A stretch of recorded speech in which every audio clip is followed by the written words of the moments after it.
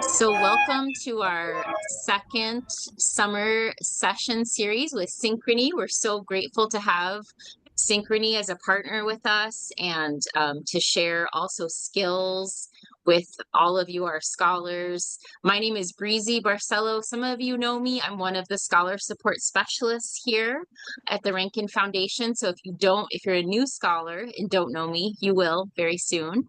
Also, we have Latrina. Latrina and Lori, do you want to introduce yourself real quick? I'll go really Sure. fast. Latrina Artist from Rankin Foundation, Scholar Grant Director. Glad to have everyone here this evening. Hi, Lori Thomas. Can you guys hear me okay? Yeah. Oh, good. Okay. Lori Thomas. I'm with Synchrony, and I co-lead as part of our women's network supporting and working with Rankin Foundation. And I'm very happy to be here this evening. Yeah, thank you so much. You're welcome.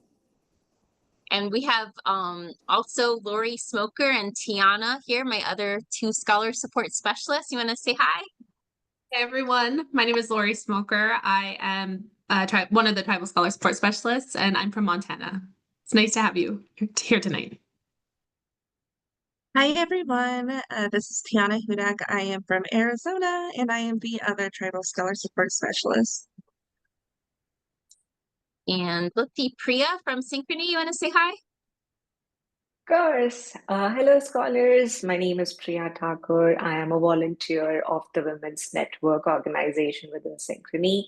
And along with Laurie and our leader, Mickey, who's joining us for the first time today, support Jeanette Rankin Foundation in various capacities, and very excited to see how Summer Learning Series is becoming one of our flagship events that we get to do every year and share with you.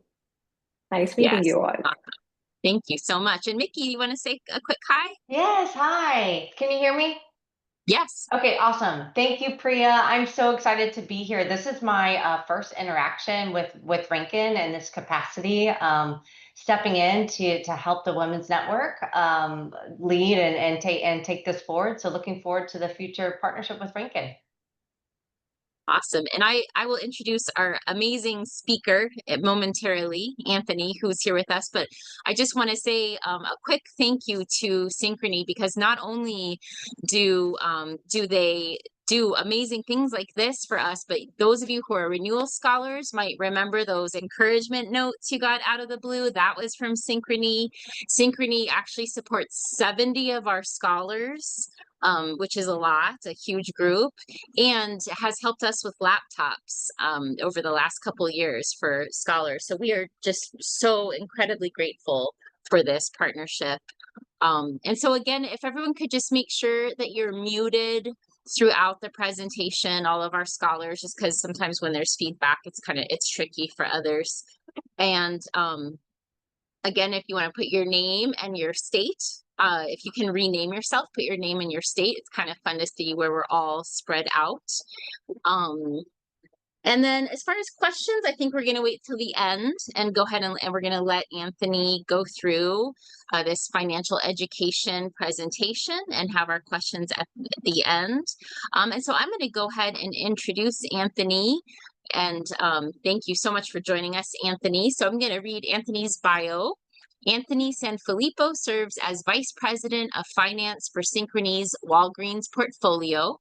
In this role, he acts as a strategic partner to both executive and client leadership, driving growth, profitability, and disciplined risk management. Anthony oversees financial planning, investment decisions, reporting, and controls, leveraging his analytical expertise and strong communication skills.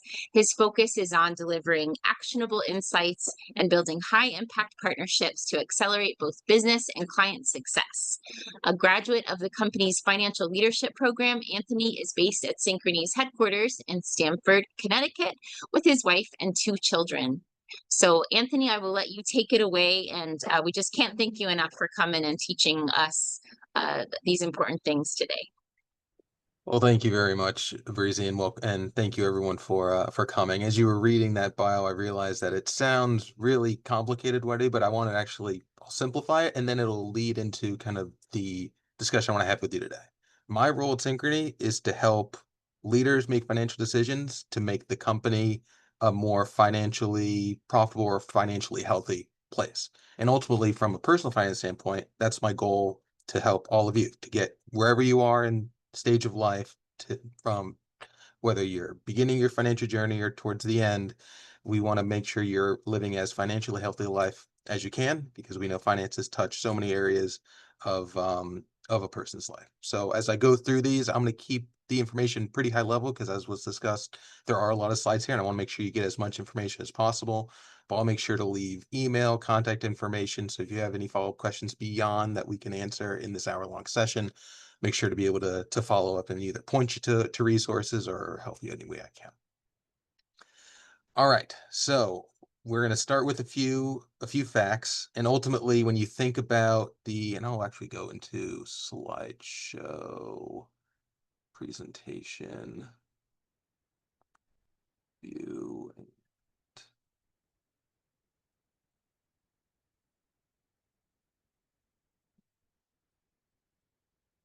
Kind of.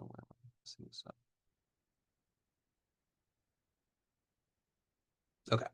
So when you think about by the numbers, and this is in the United States, but I think general consensus is about 60% of US adults live paycheck to paycheck, which essentially means that when you have money that comes in from whatever job you have, it goes out and there's no savings at the end of the week, at the end of the month, at the end of the year. And that is a real source of financial instability and financial concern. And so ultimately, this information I want to share is not going to be rocket science. It's actually pretty simple, but it is quite profound, and it's actually much harder to implement than it is to learn. So ultimately, finances come down to decisions you make on a day in, day out basis.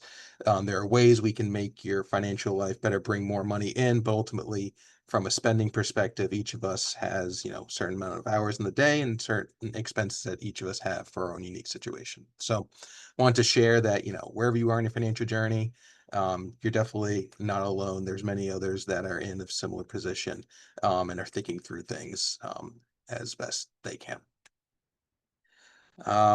So the first question I would ask, and perhaps any of you can just post it in the chat. I'd love to kind of see afterwards. What are some of the things you're saving for now? We have some examples here of whether it's saving for education. People could be saving for cars, or for down payments on our home, or first month on an apartment. You could be saving for a vacation. There's a lot of things that you could be saving for, and everyone has a story and a journey. And so ultimately, finances does play into that journey. But ultimately, it's up to you, it's up to me to decide where to best set those financial savings goals. And those goals will help you do the more difficult things on that journey to achieving those goals, because no one just wakes up and achieves their goals. It takes time, it takes discipline, and it takes actions and steps along the way, which is what we'll describe. And this is what I'm talking about in terms of a financial goal. Now, this is a framework, and so ultimately you can decide to use this or not, or adjust it to a way that you believe is best for your unique situation. But this is an example of setting a financial goal called the 50-30-20 rule, which basically says that for every dollar you get, you're going to allocate 50% to needs, 30% to wants, and 20% to savings. Now, that's actually a really ambitious goal. As I just shared, 6% of US adults don't do the 20%. They pretty much all put 100% of their savings, 100% of their income in needs and wants. So if you're able to work up to this, that is phenomenal.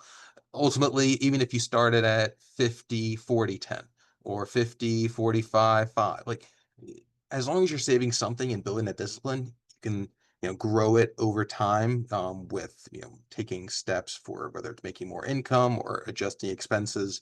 That will then compound over time, and your ability to grow those savings and have that financial stability will allow you to live that financially healthy life. Because at the end of the day, everyone's got money inflows and money outflows, and our goal is to have this savings category be as much as possible while still living the life that you want to live. and living the life that your current situation dictates. We talk about from a income standpoint, the biggest driver of any income is going to be your job / career. There are many ways to go about this post high school. We posted, many different paths here, but ultimately, what you decide to do or what you are currently doing to earn an income, we always want to make sure that you have a passion for it. And it doesn't even have to be a passion for the work itself, but it could be a passion for helping people that your job allows you to help. And that you have a skill set and an ability to add value that others without your skill set, without your experiences, your knowledge would be able to add. So while there's lots of, career choices, ultimately everyone, I believe, is gifted for a certain path, and hopefully you're either able to find it or you have found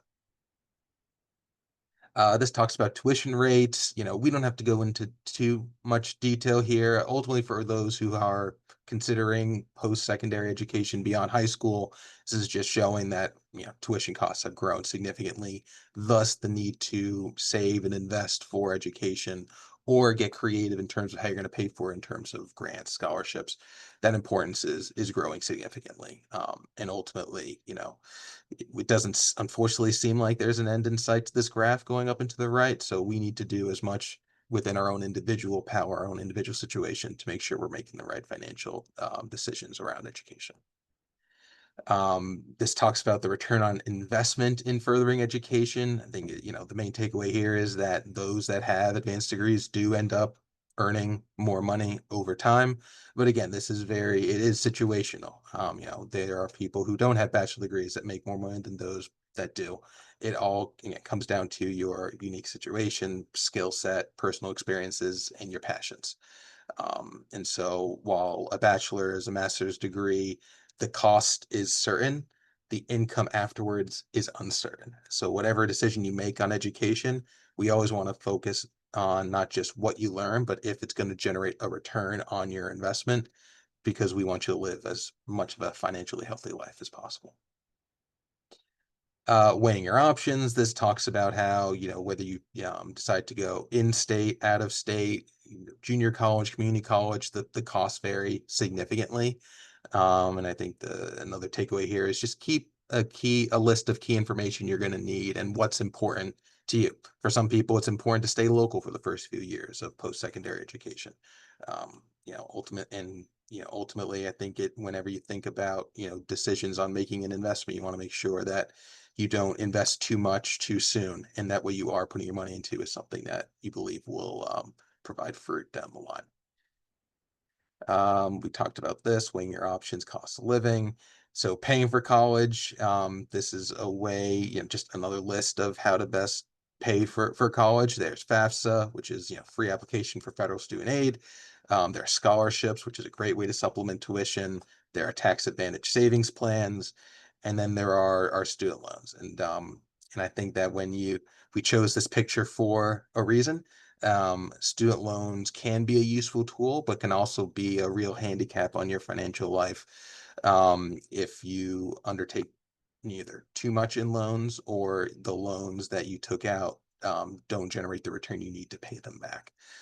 So we would always say, look for scholarships, look for ways to get federal aid before going on the path of student loans, because for student aid and scholarships, that wouldn't have to be paid back, and thus there's less risk.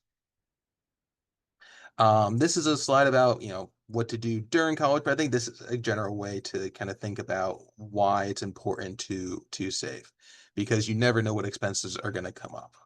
There could be expenses on books for your school. There could be expenses for, additional food that you didn't think you would be spending, or whether it's a trip you need to take to visit a loved one. Like ultimately, it's important to save, not just because of the known, but also because of the unknown. And the way we do that is, as you should see on the bottom, by creating a weekly or monthly budget, and also knowing when to say no. There's a lot of times that as a new parent, I have to say no to my kids when they want something, and it's not because we can't necessarily afford it, but it's because it doesn't fit within the goals my wife and I have set out for our monthly and annual finances. Okay. So we talked us through some tactical areas, but let's take a step back and talk about what is financial literacy, why it's important, and where can I start?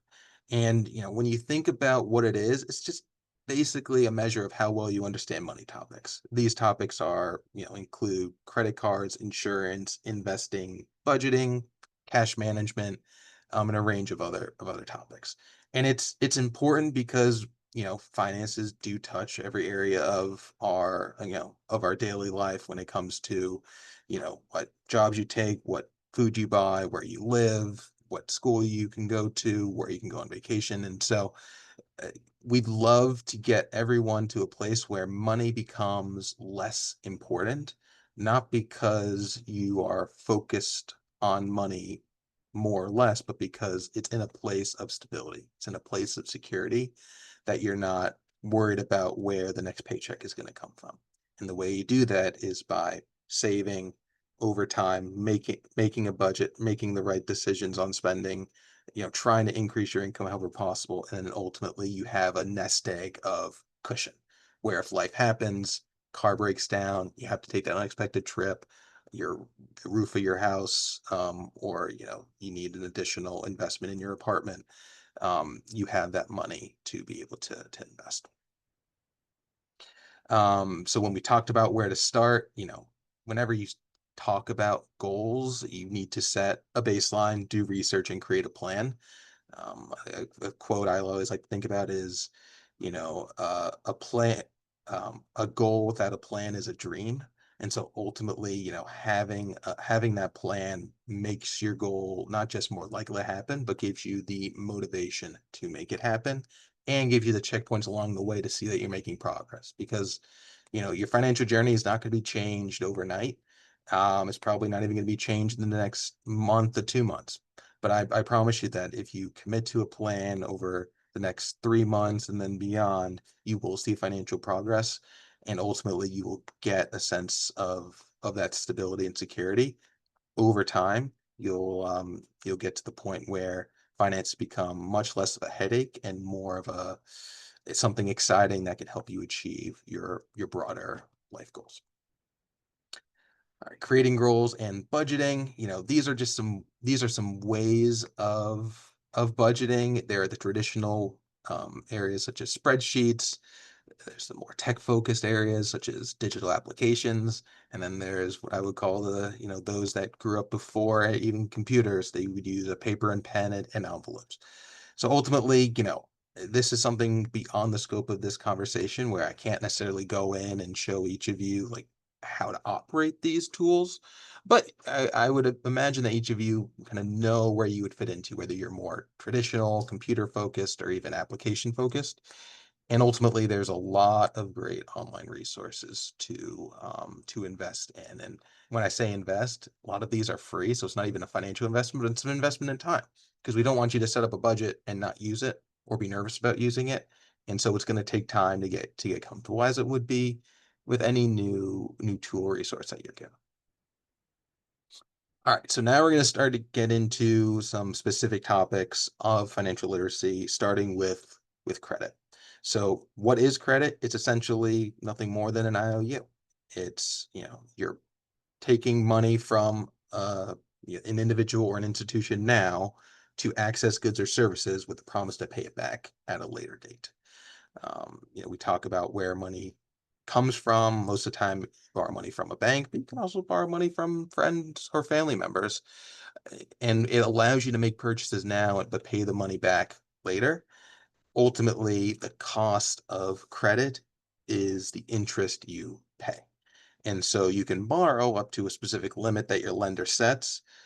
Ultimately, there are ways to borrow money without paying interest. We can talk about, credit cards and the way to do that, but ultimately, that when you borrow money now, what you're going to be paying for is going to cost more money in the future because of that interest component.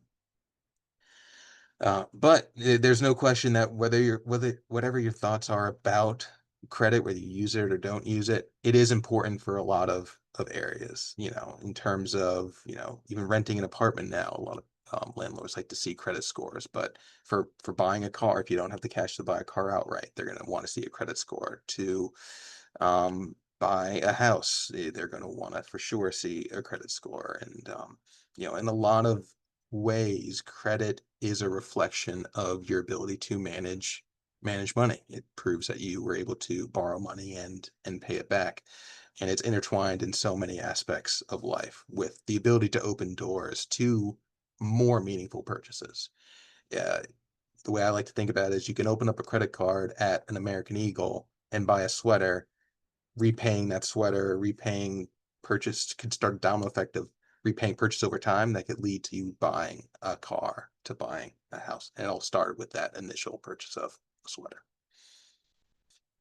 Types of credit, this gets pretty technical. I think the way to think about it is there's two types: revolving and installment. Revolving just means that you don't have to pay it off fully at the end of the month or the end of the term. You could carry a balance from month to month. Installments, the greatest example would be the large example would be a mortgage. You have a set term and you have to pay it back within that term. There is no ability to extend a mortgage. You'd have to refinance it. Credit scores, this comes back to kind of how credit is a key to a lot of doors, because everyone is assigned a credit score. Your credit score could be non-existent if you've never borrowed money before, but everyone has a score. And ultimately, your score is an indication of how, trustworthy you are with handling debt, and, leads to banks, other institutions decisioning on whether to lend you money.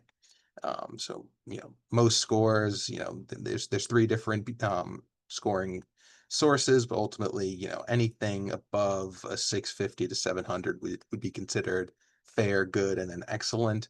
And ultimately, we would recommend not just trying to increase your score, and there are ways to do that, but that you periodically review it, because you wouldn't want something that is wrong to show up on your credit score and have that affect your financial life.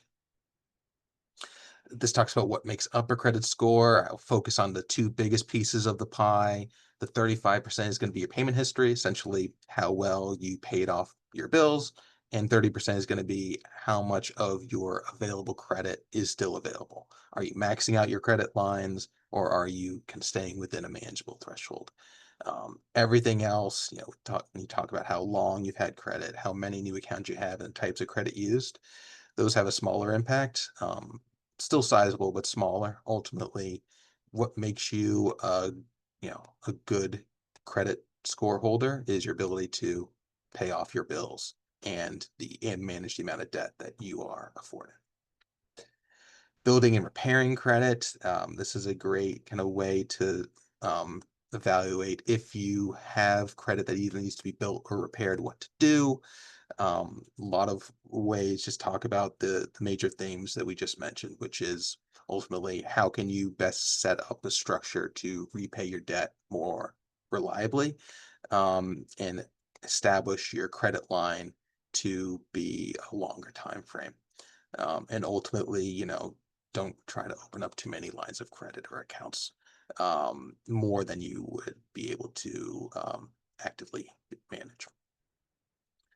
We talked about how credit can impact your life. It could lead to better housing options, easier loan approvals, lower interest rates, and then it has, negative impacts of difficulty renting an apartment, negatively impacting your ability to, pay extra security deposits on utilities and cell phones, and higher interest rates. So ultimately, your financial knowledge kind of leads to these positive effects.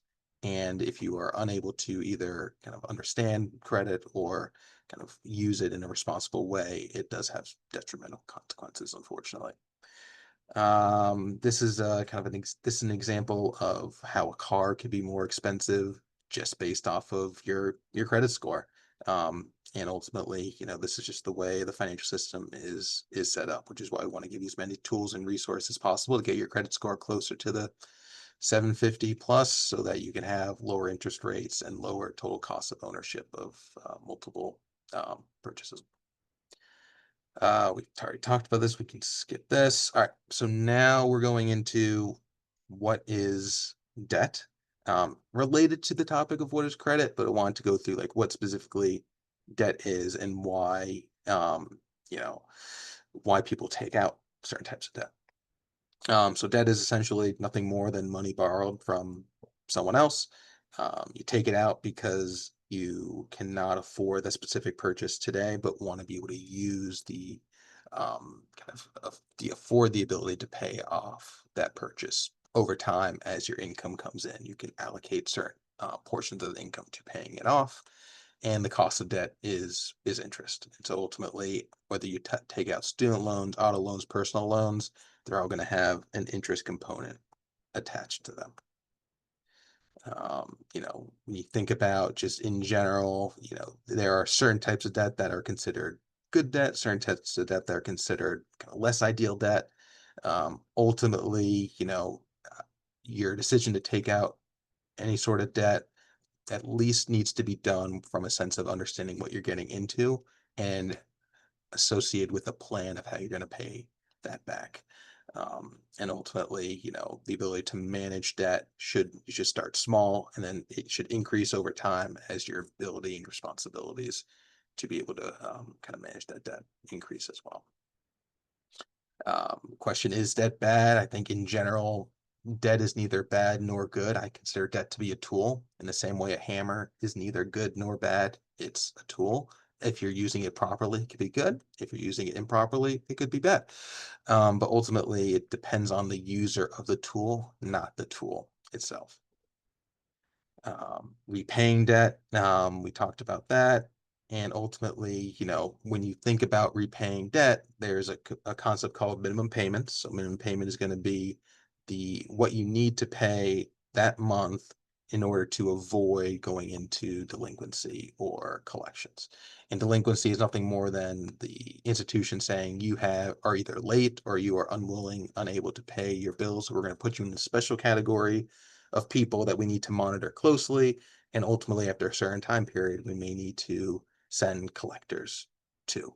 And if you're unable to repay, then there are consequences for that. And that could be bankruptcy, it could be repayment plans, other financial assistance. But ultimately, the minimum payment is what it's called, the minimum for a reason.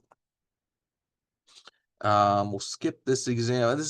We can go into it. It's a minimum payment trap. Ultimately, if you think about just paying the minimum, it's going to be a long time before your debt is repaid, which is why we would advise you to either pay your balance off in full or have a detailed plan of paying off that balance in full within a time frame that's reasonable. Because if you say, I'm only going to pay the minimum payment each month, it could take years before you pay off even a $1,000 purchase. And this is a chart that shows that. This shows your minimum payment versus paying $30 or $50. You can see how significantly the time frame of repaying a $1,000 debt is if you pay $50 versus just the minimum payment. There are certain debt repayment strategies. What I would focus on is really just like what type of person is motivated by each thing. So the snowball method is paying off the smallest debt first. This is great if you need motivation of checking something off a list. It gives you really a sense of I am moving forward because you're seeing debts become extinguished. The mathematically correct way to repay debt would be the avalanche method, which is you tackle the highest interest rate first, because each month you're paying interest, it impacts your ability to repay the debt. So if you pay the highest interest debt off first, it frees up more dollars to repay other forms of debt.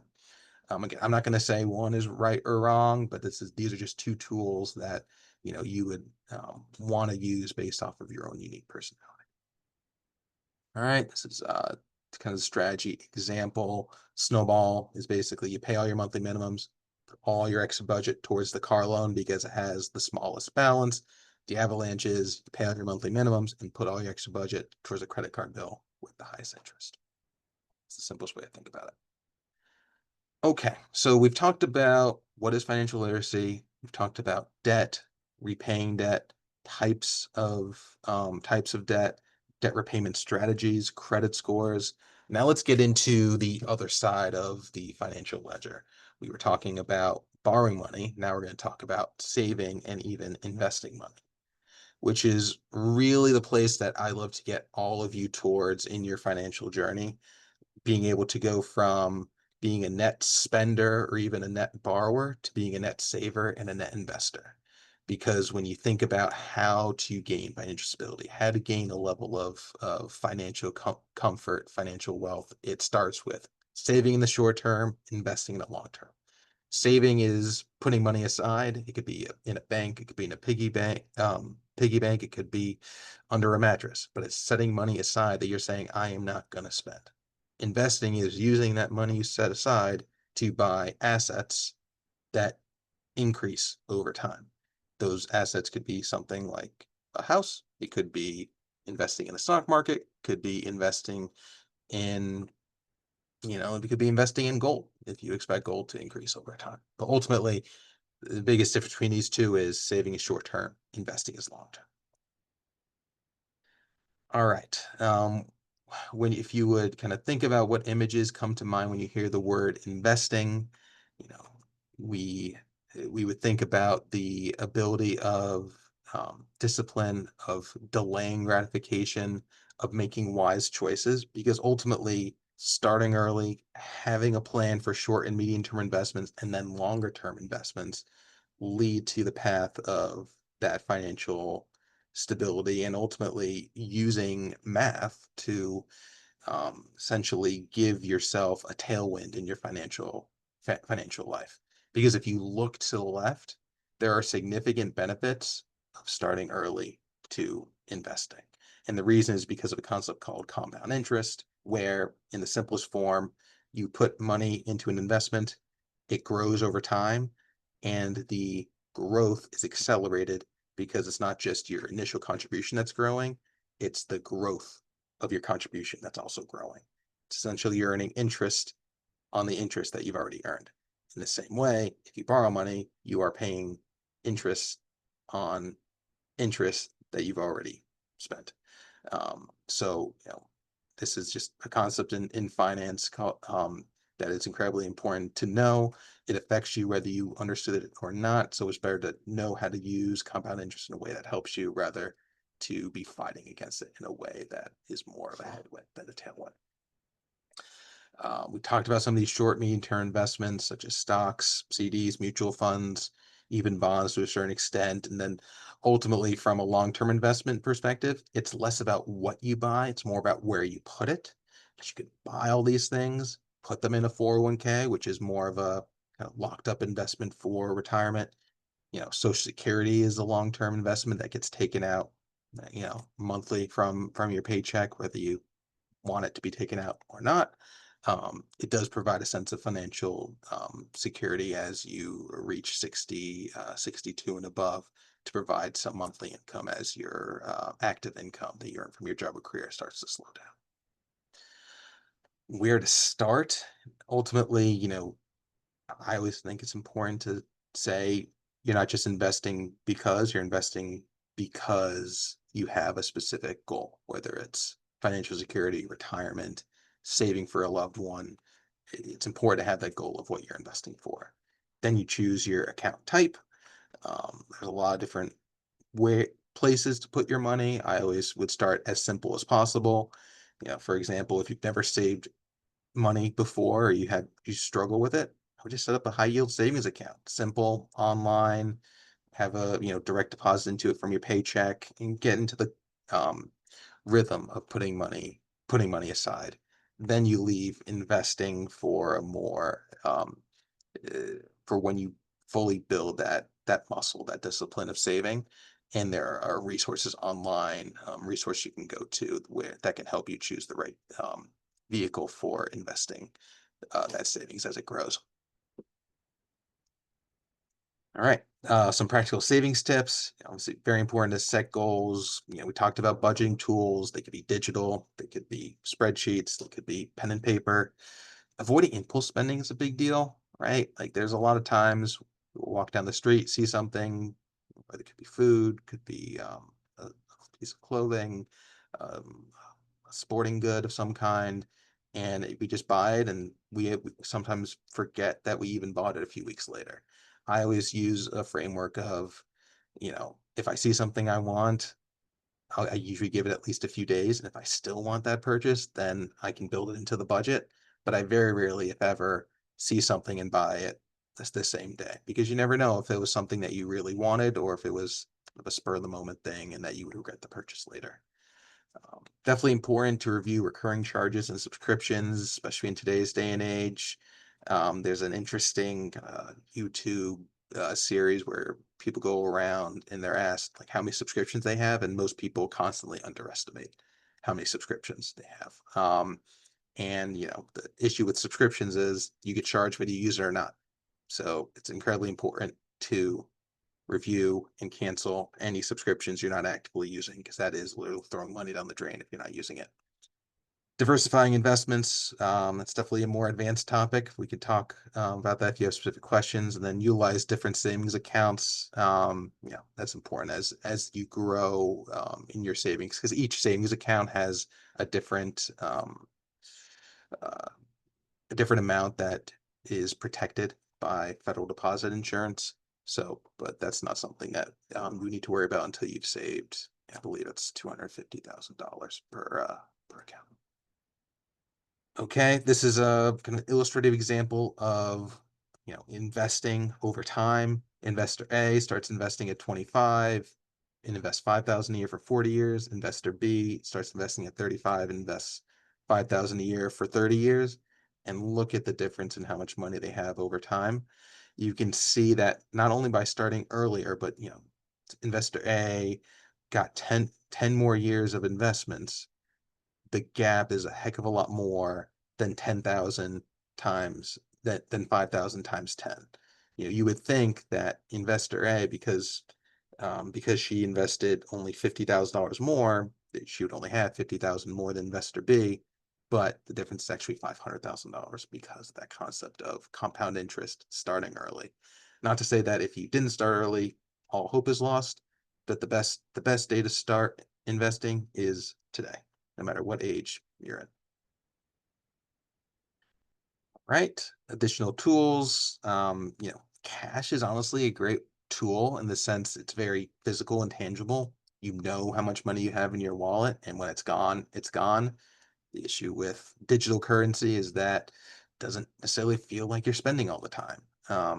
So ultimately, you know, cash is a great way to kind of manage and rein in any impulse spending. And with that, that is the end of the content, and I'm happy to open it up for any questions. Thank you so much, Anthony. That was really great information. Yeah, if anyone has a question, you could either put it in the chat and I could read it, or raise your hand.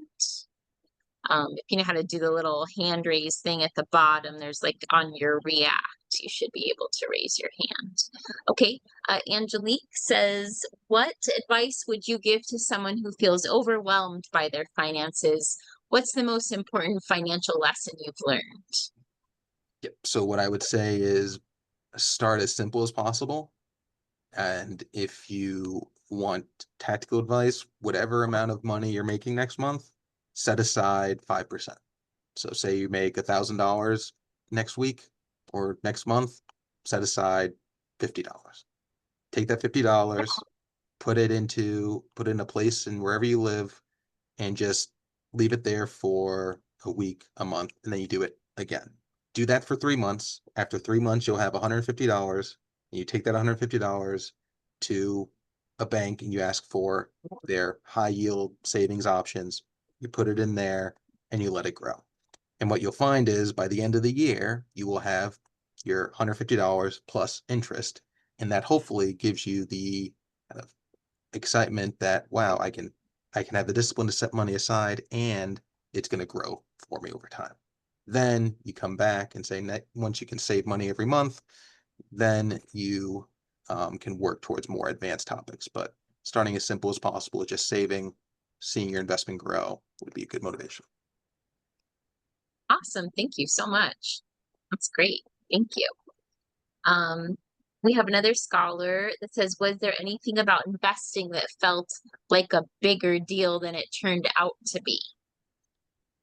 Yeah, don't try don't try to stock pick. I definitely thought investing required reading a ton of books about companies and different forms of analysis, and really investing in the stock market is as simple as buying an index fund that tracks the overall stock market. And ultimately, it's the safest way to invest because your money will grow with the US economy.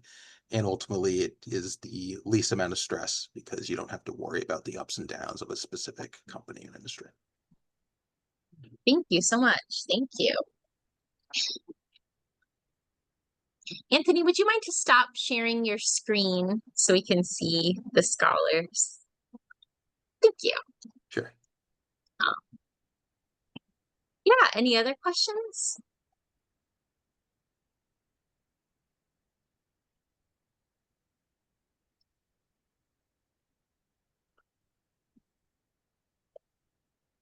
Okay, Cynthia is asking, so the S&P 500 is safest? So if you're investing in the stock market, you would want to invest, I would recommend investing in the broadest basket of stocks, which is considered the S&P 500 in most indexes. And that way you own a small part of a large number of companies. You'll own pieces of companies like Apple, Microsoft, Disney. You'll also own pieces of smaller companies that are growing. And that way you don't have to worry about whether Disney does well or Netflix does well. You'll just grow with the US economy. So that is what I personally do. Great, thank you. Angelique is asking, how can students advocate for better financial education in their schools? Yeah, unfortunately, it doesn't, I mean, it always seems like there's legislation about wanting to build a financial education curriculum in schools, and it just never comes to fruition. Frankly, everything you want to learn is on the internet. So that is a blessing. You need to know how to find it. And ultimately, I think the best way is to just Google, YouTube, and reach out to those that you believe have a level of confidence and ask their advice. This is a great resource in terms of giving you high level topics. And frankly, you can type any topic I just talked about into Google and it'll give you hours and hours of resources. Unfortunately, it doesn't seem like there will be a dedicated financial education curriculum, but I am working to rectify that and do my small part. Awesome.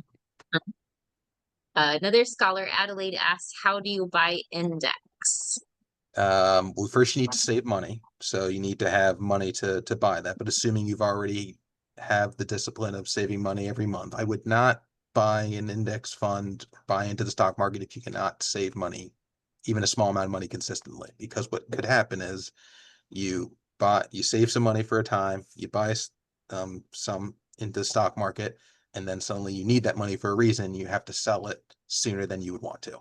The goal of investing is you buy it and you don't sell it. So you need a cushion of money before you do that. Assuming you do, I would go to, I mean, I use Fidelity. You can use TD Ameritrade, you can use Vanguard. You can do it online. You can go into a branch. If you walk into any investing branch and say, I have money to invest, someone will help you, and they should do it for free. If they start talking about charging you fees, run away, because there's a lot of great companies out there that will allow you to invest without charging you fees. Oh, great advice. Thank you. Marguerite says, I have never had a credit card and have zero credit. Where should I start? I would honestly say you start with your parents have credit cards. Try to be an authorized user on those. That's a way to establish credit. Another way is to go and get a store card, something with a smaller credit line at your favorite kind of retailer.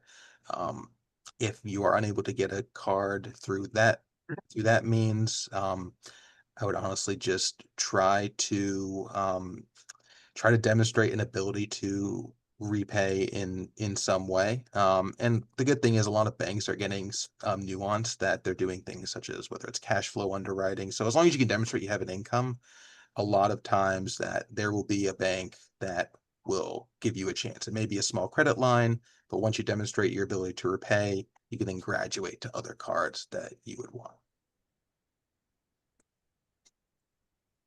Okay, there's some thank yous to you, Anthony. Let's see. Oh, Megan says her university has a financial literacy program. That's awesome. Angelique is wondering about her son who's 13. Can he open up a high yield savings account? Sure. Yeah. I mean, I had a high yield saving account about that age, and they've only gotten more sophisticated for the younger generation. So absolutely. Latrina, my coworker, is asking if you recommend a secured card to build credit.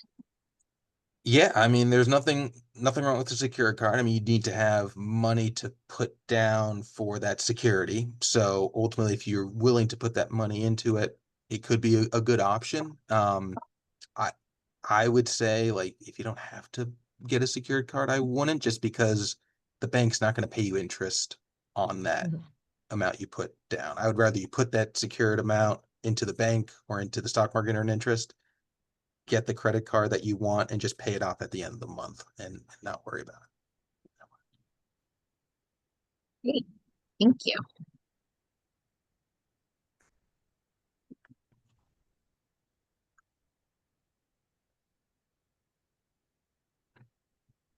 Okay, let's see. Adelaide says, what is your recommended strategy to pay off debt and at the same time save money? I have that question also. Yes, it's a very good question. Well, first off, I will tell you, by paying off debt, you are saving money, because you can't pay off debt with money you don't have. And that kind of leads into my answer, which is don't try to do both at the same time. Meaning, you should save up a certain amount of money to create a level of financial stability. Like, I don't want you paying off debt and having no money in a bank account. Like, that's not smart. But you have a certain amount, whether it's 2,000, 3,000, 5,000, like, have at least a few months of expenses in a savings account, and then put everything towards the debt. And the reason is because mathematically speaking, I'm almost positive your debt is costing you more than you could earn on your savings. Meaning, if your bank is charging you 10% interest, 15% interest, you'd have to be making that on your investments to make it make financial sense for you to avoid paying off the debt and to save. And it's very rare you can find a guaranteed 10 to 20% return investment. In fact, if someone tells you it's a guaranteed investment, they are wrong. Over time, the stock market can generate 8 to 10%, but no one can tell you next year what it's going to generate. But I can tell you with certainty that your debt will cost you 10%, 20% next year, which is why I would always prioritize paying off the debt after saving. Great point. Thank you. And Cynthia, I see your question here is more about the amount of student loans, which we can maybe talk about soon. I can give you a call and we can talk about student loans.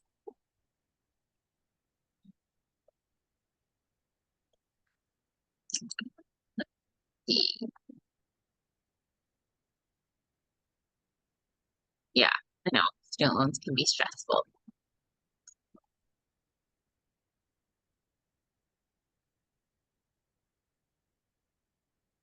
All right, well, if anyone comes up with any other questions, go ahead and put them in the chat. I would love, one thing that we often do on these workshops is take a picture. So if you would turn your camera on to be in the picture, that would be awesome. And I will just take a screenshot of us. And I do have 2 screens of scholars here, so I will take 2 pictures. So I'm gonna go ahead and do that. I'll tell you when. Okay, smile if you want. Awesome, thank you. Okay, I'm gonna go to the other screen. Okay, one more. Okay, smile. Okay, awesome, thank you. Some more things came in the chat. Oh yes, Priya just posted a link to a survey If everyone could do that when we're done, that would be wonderful for the Synchrony team. That's super helpful. And yeah, we will send the recording tomorrow, so you can go over this. Thank you, Yvette. Any last minute questions? I'm sorry, this is for Priya. The Google form, I clicked on it and I need to request access. And then Angelique says that she was denied access.